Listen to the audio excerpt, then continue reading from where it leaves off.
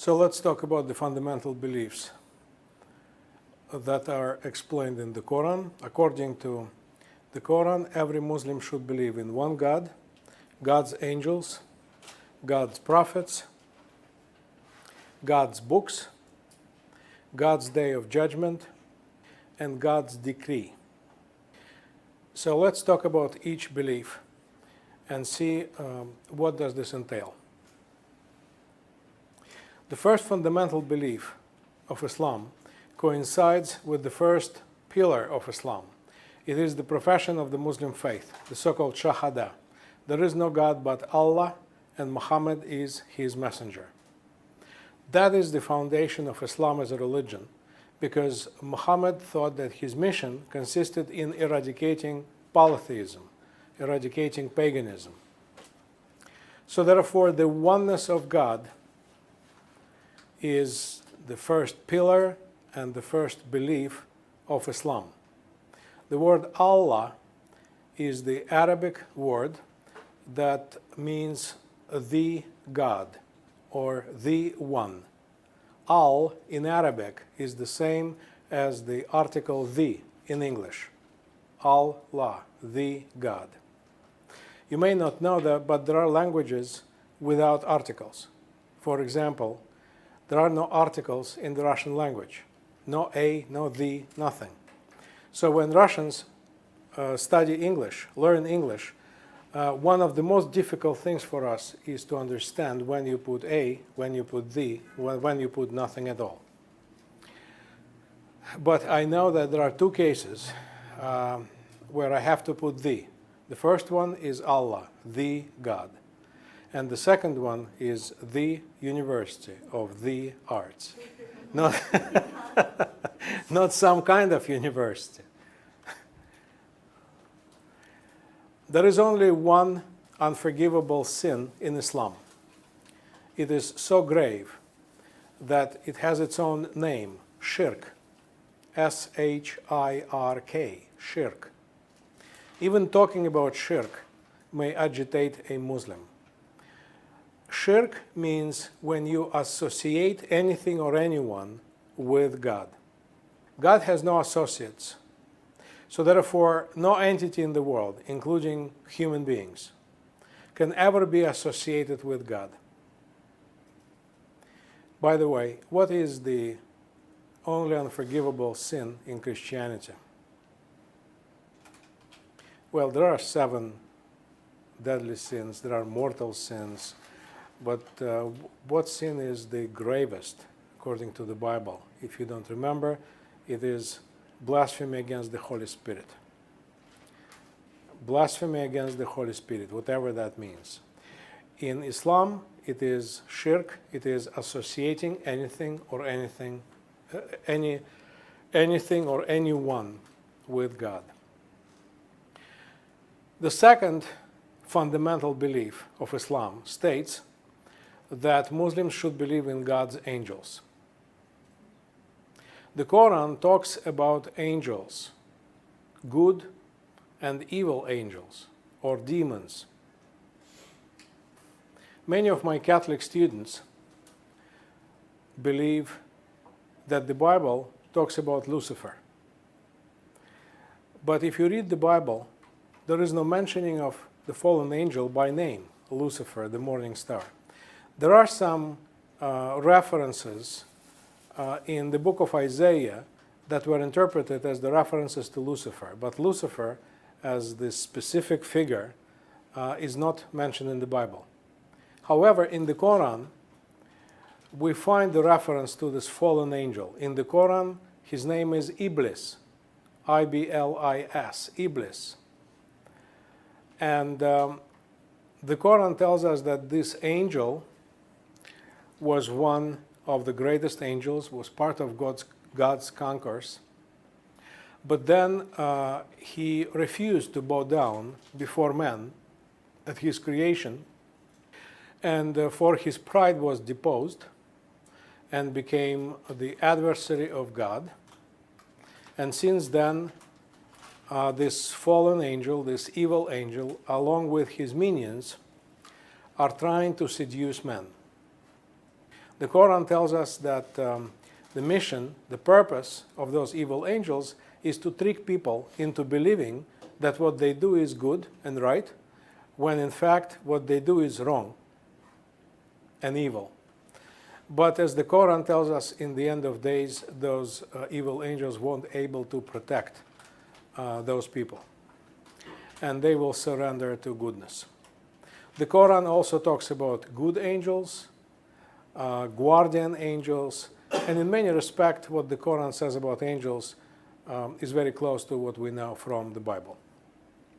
The third fundamental belief of Islam is about prophets. One of the major doctrines of Islam is the doctrine of progressive revelation. According to the idea of progressive revelation, every subsequent prophet confirms the teachings of previous prophets, and he also adds something new. So revelation progresses, not because God progresses, but because humans progress, evolve. So each religion has its own point of attraction. You become Christian because you believe that Jesus is unique, is the Son of God, and you believe that he is a unique mediator between God and humans. You become a Buddhist because you believe that the Buddha went through a unique experience of the enlightenment, and you want to share this experience with the Buddha. You become a Muslim because you believe that revelation is progressive, and in this progression, Muhammad represents, so to say, the latest news from God. And the latest is the greatest. Not only it is the greatest, but according to Islam, it is the last word of God. God is in no need to speak further. The Quran also distinguishes between prophets and messengers. All messengers are prophets, but not all prophets are messengers. Messengers are prophets who fulfill two conditions. They are assured of having followers, while not all prophets have followers. In fact, many biblical prophets were ridiculed, persecuted, condemned, even executed. And the second condition that is fulfilled by the messenger is that messengers bring with them the book of law. Messengers are lawgivers. In other words, messengers are founders of great religions. And hence the Quran accepts such biblical figures as Abraham, Moses, Jesus, and Muhammad himself as the messengers of God. That is why in classical Islam, Muslims should protect the people of the book. They should protect people who worship God according to the law of Moses, meaning the Jews. They should protect people who worship God according to the law of Jesus, the Gospels, meaning Christians, because those people are brothers in faith to Muslims. The Quran also talks about Jesus in many chapters. Here is what the Quran confirms about Jesus. The Quran confirms the virgin birth of Jesus. The Quran confirms that Jesus was the promised Messiah. That usually comes as a surprise to my students. So the Quran confirms that Jesus was a Messiah. The Quran confirms that Jesus came from God. The Quran confirms that Jesus' message comes from the divine source, the gospel. What the Quran does reject is as follows. The Quran does reject that Jesus is divine or himself, or is associated with God, or is the second person of the Trinity. Because according to the Muslim profession of faith, no one can be associated with God. This is a sin. And the Qur'an also suggests that Jesus' resurrection did not happen. There is one verse in the Qur'an that says, I paraphrase, that Jews thought they killed him, but in fact they did not. And there was an interpretation of the sentence that Jesus was somehow able to escape the crucifixion. He escaped to India and spent the rest of his life in India. Now, why does Islam reject Jesus' resurrection? I believe because for Christians, the resurrection is the main proof that Jesus is divine. No one else was resurrected. Only Jesus was on the third day. And for Christians, this is another proof that Jesus is the Son of God. Since Muslims do not believe that Jesus was the Son of God, they also deny physical resurrection. Now, at this point, my students ask me, how is it possible for Muslims, on the one hand, to believe that Jesus is the Messiah, on the other hand, to deny that Jesus is divine? Now, the answer is simple. It all depends on how you interpret the word Messiah. What do you mean by Messiah? Jews are waiting for their Messiah to come. Christians are waiting for the second coming of Jesus. But for the Jews, the Messiah is a human being, is not divine. For Christians, the Messiah was and will be divine. For Muslims, Jesus was not divine, and therefore he is the Messiah, but like Jews, they believe that he is a purely human character. The fourth fundamental belief of Islam is the belief in God's books. The Quran offers 3 arguments for the existence of God, 3 proofs. The first proof, according to the Quran, comes from nature. The Quran calls this the signs. And it talks about the power of nature and great natural disasters like earthquakes and tornadoes, hurricanes. All those events show us the tremendous power of nature over which people have no control. And that is one of the proofs of the existence of higher power, which is God. The second proof that the Quran proposes comes from history. The Quran is full of stories, historical stories, biblical stories. The Quran talks about Adam and Noah and the flood, and the story of Moses, and many other stories. The main meaning of the story is always the same. The prophet is sent to his people. The prophet is warning the people to whom he is sent that they are being led astray, that they are doing something that they should not have done, that if they continue doing this, the disaster will strike. He warns them of the impending disaster. People do not listen. People ridicule the prophet, and then disaster strikes.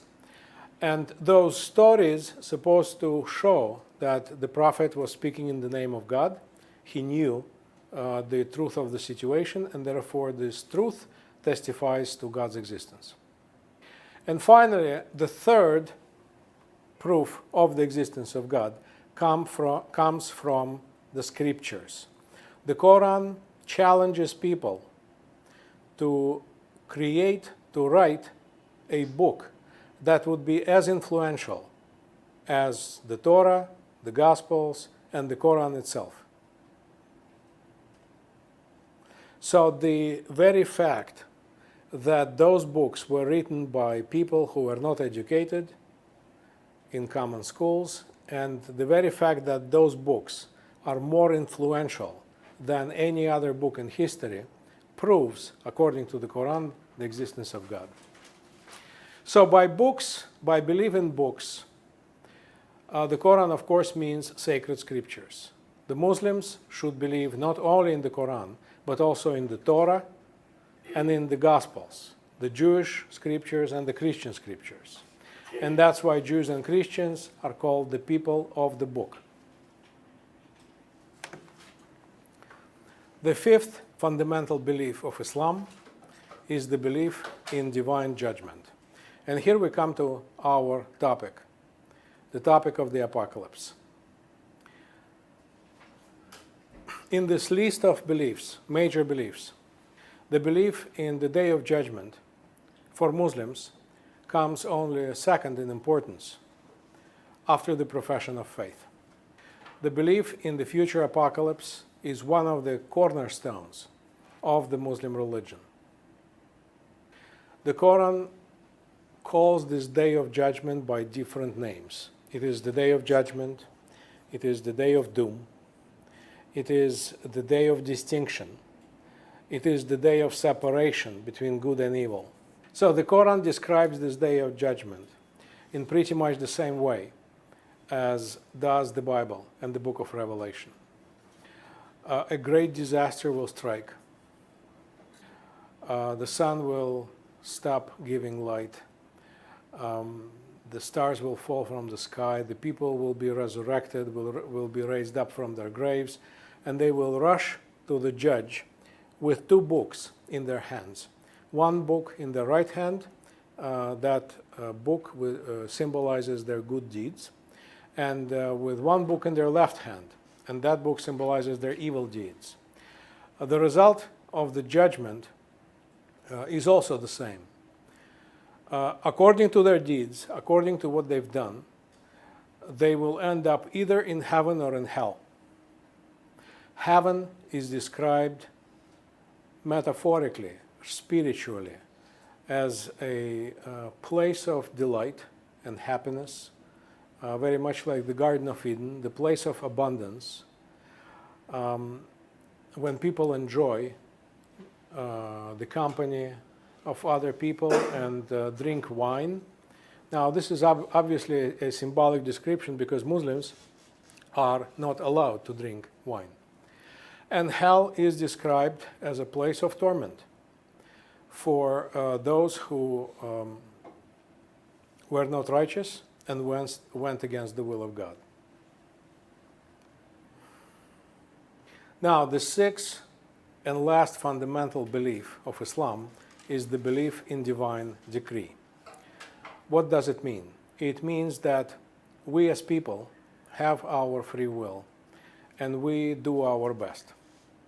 But we are not in control of the results of our actions. We do what we can, and then we'll wait for the situation to unfold. We'll wait for what will happen as a result of what we do. Divine decree means that God is in charge of everything, and that we as humans should understand this and submit ourselves to whatever happens. So to sum up, every Muslim should believe in God or Allah, in God's angels, in God's messengers, in God's books, in God's judgment, and in God's ultimate power to decide the outcome of events.